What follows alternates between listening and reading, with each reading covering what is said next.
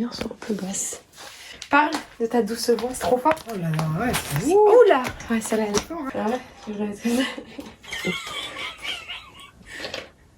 Quand je ferme les yeux, je vois des ronds. Bon. Test micro. Test micro. On a dit bonjour. Dis salut à tous. Bonjour. Elle prend sa voix mielleuse alors que vous la voyez en story nous crier Oui, dessus. moi, je suis très posée. T'es pas à l'aise.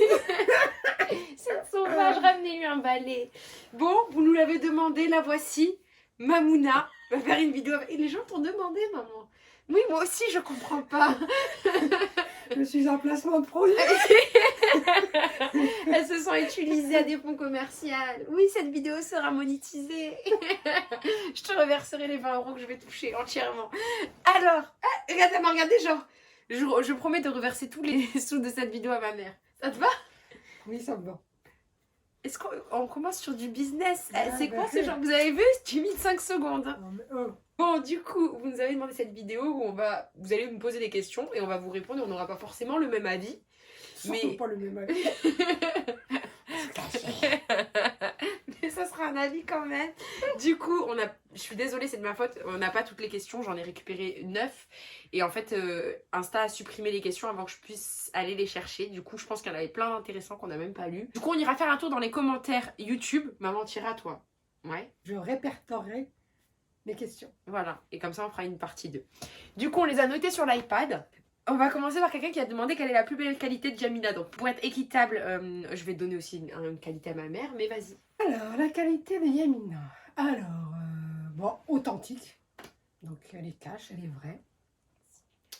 Généreuse. Et lumineuse. Alors, maman t'as trop de qualité. Je ne saurais choisir. Franchement. Ah, c'est pour qu'elle reste à la maison. Elle est con, elle croit que je suis folle. Non, j'ai dit que j'allais partir, on va en faire une vidéo de ça. Eh, on va faire mon déménagement en vidéo ensemble. Maman, tu as plusieurs telle belle qualité. Tu veux rester ici. Elle est drôle. Franchement, j'ai une mère drôle. Et c'est pas donné à tout le monde. Ma mère a beaucoup d'humour. Et elle est gentille, mais c'est de la vraie gentillesse. Genre, t'as vraiment le cœur sur la main. Elle est trop gentille, même parfois. Ah, mais je suis être méchante. Hein. Oui, bah oui, t'es bipolaire. Mais ça, on n'a pas demandé tes défauts.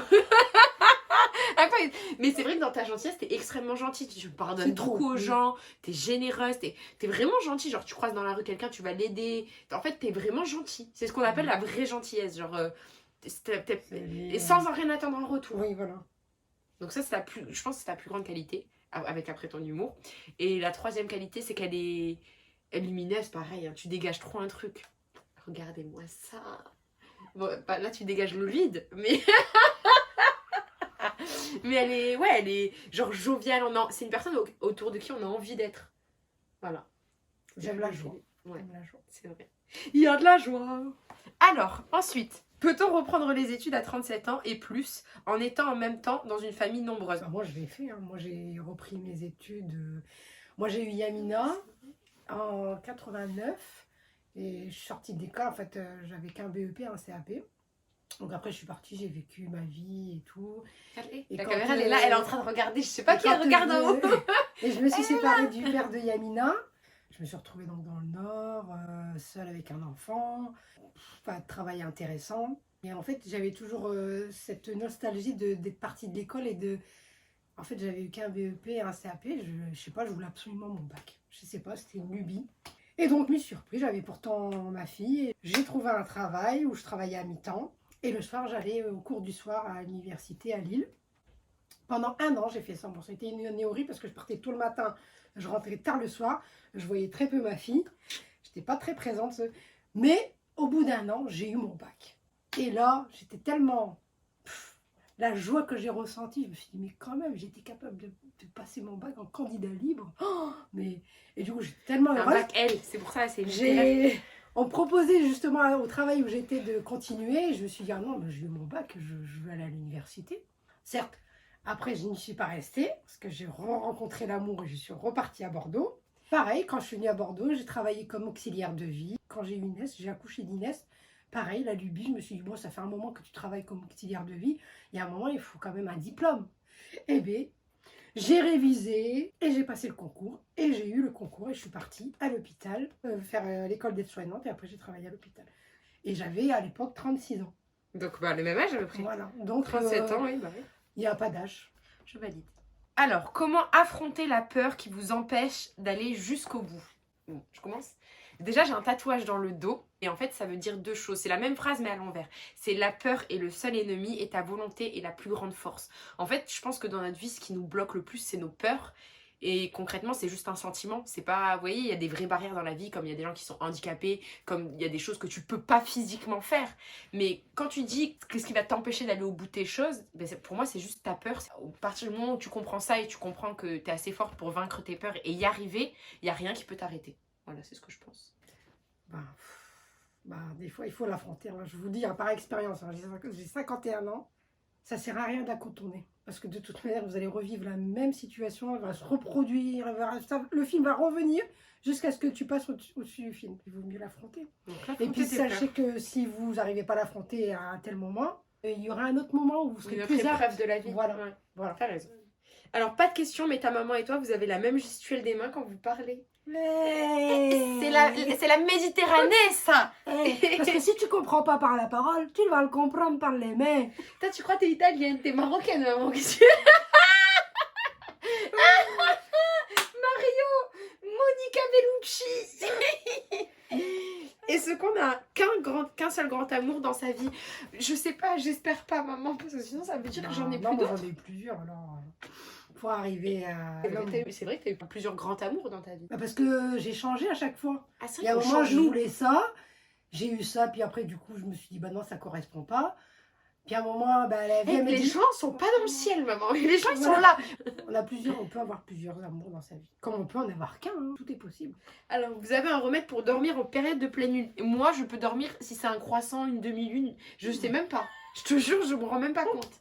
Toi, tu te rends compte des pleines lunes? Ouais, déjà je m'en suis rendu compte parce que voilà, je suis aide-soignante, donc je travaillais à l'hôpital et je savais que les soirs de pleine lune, ça allait être le bordel. Ah ouais? Dans le service. C'est vrai? Oui. Mais à cause des gens? Les gens, ils étaient perturbés, ils étaient perfusés. J'ai vécu des nuits horribles les jours de pleine lune, des gens qui décompensaient, une surcharge de travail et où les gens, les angoisses montent. Alors moi, les remèdes que j'ai pour moi, quand je sens que l'activité est intense, moi j'en profite pour faire une méditation, donc je vais chercher mon téléphone et puis je me mets des livres audio. Et puis après, des fois, je m'endors sans m'en rendre compte. Vous me direz, ça peut être intéressant dans les commentaires si vous voulez une vidéo où on vous parle toutes les deux des livres audio ou des livres, des véritables livres qu'on lit, genre un top 10, parce que moi aussi j'aime bien faire des méditations guidées. Et j'ai quelques noms. Top 100. Vous croyez aux anges, aux âmes, qu'il y a quelque chose au-delà? Allez les Amazones! Allez Girl power. L'arbre ne tombe jamais très loin du pommier, Non, donc c'est toi qui m'as inculqué aussi tout ça. Donc, est-ce que tu crois aux anges et aux âmes, au fait qu'on ait une âme, en gros? Mon parcours de vie m'a fait rencontrer et m'a fait vivre des expériences où je ne peux plus nier qu'il existe des anges gardiens, des présences angéliques. Et du coup, tout le monde en a? Tu penses que tout le monde... Si on s'ouvre à ça, oui. C'est juste que si vous y croyez pas, c'est que vous êtes fermé. Après, j'ai vécu des choses tellement difficiles que ça a été une telle souffrance, telle douleur qu'il y a un moment, j'ai explosé. Je me suis dit, mais en fait, c'est pas possible, il doit exister quelque chose d'autre. Et à partir du moment où je me suis fait cette réflexion qu'il existait autre chose, je me suis ouverte. Et là, j'ai eu plein de révélations, de messages, de signes. Donc je vous souhaite d'en faire l'expérience. Et si vous voulez en faire l'expérience, il faut juste vous dire cette phrase. Et si il y avait vraiment autre chose? Et si il pouvait y avoir autre chose? Et les signes arrivent. Voilà, et vous invitez l'invisible dans le visible. Oh, c'est beau ce que tu viens de dire. Oh, c'est beau. Voilà. Oh, c'est beau. Après, tout le monde a eu des expériences d'anges et tout. Regardez, j'en ai eu une il y a quelques années. Et j'allais aller me balader le long d'une piste cyclable. C'était le soir vers 19h. Bon, il faisait encore jour. Et je me rappelle, j'étais avec mon téléphone et j'écoutais un message. Puis d'un coup, là, à côté de moi, j'entends une voix dans mon oreille. C'est vrai, tu l'avais enregistré ça? Non, retourne-toi et garde ton téléphone. Et là, je me retourne et en fait, à côté, il y avait un monsieur d'un certain âge, mais tout de suite, quand je l'ai regardé, je me suis sentie mal. J'ai senti qu'il y avait des mauvaises intentions. Et moi, j'allais emprunter cette piste cyclable pour aller me balader.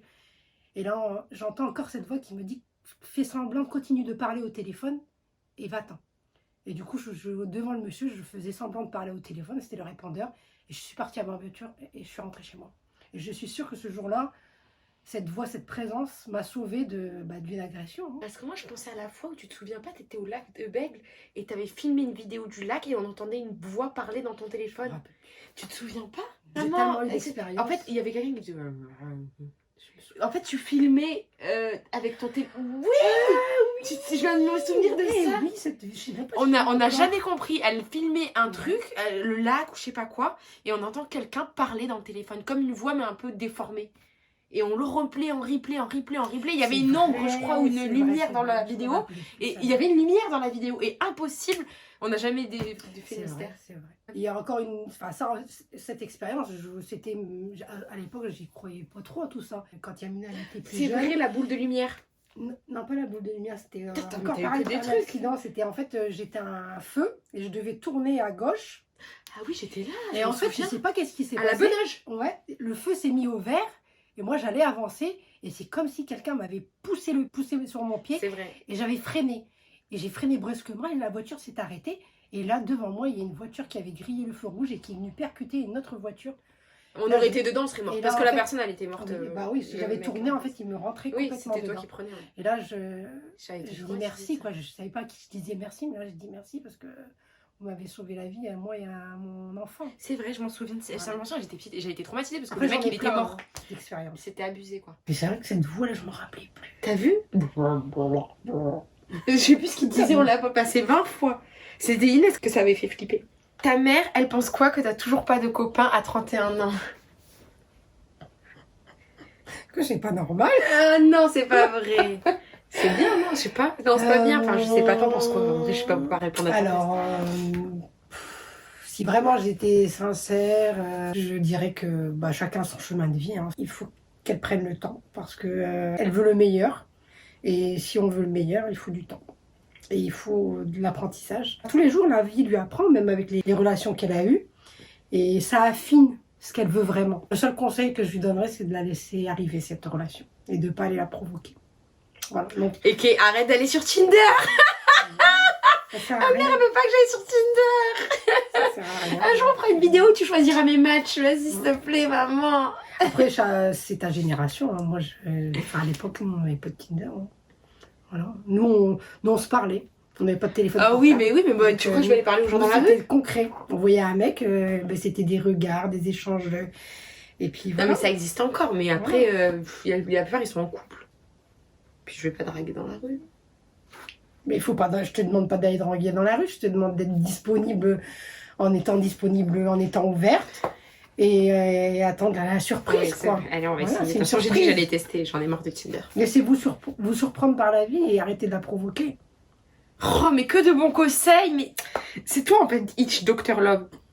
Comment faire durer son couple quand la routine s'installe et que les papillons s'envolent? Eh maman, cette année, ça va être quoi? Combien d'années de mariage? Et 20 ans. Elle la connaît, la routine. Moi, je vous le dis, il y a des fois où c'est comme ça, c'est normal aussi. Ouais, c'est normal. Mais comment tu fais quand tu sens que ça devient trop la routine? C'est quoi tes réflexes? Je le pique en me disant... Emmène-moi au restaurant, viens on fait un week-end, on va en Bretagne. Emmène-moi au Mexique. Emmène-moi au Mexique, mon resto. Non, après, en tant que couple, il faut s'accorder des moments où on n'est que tous les deux. C'est très important, surtout quand on a des enfants qui veulent surtout pas partir. Je pars en septembre. Mais c'est toi, tu veux pas que je parte? Je pars en septembre, j'ai dit. Non, je rigole. Il faut savoir se créer des petits moments où on est tous les deux.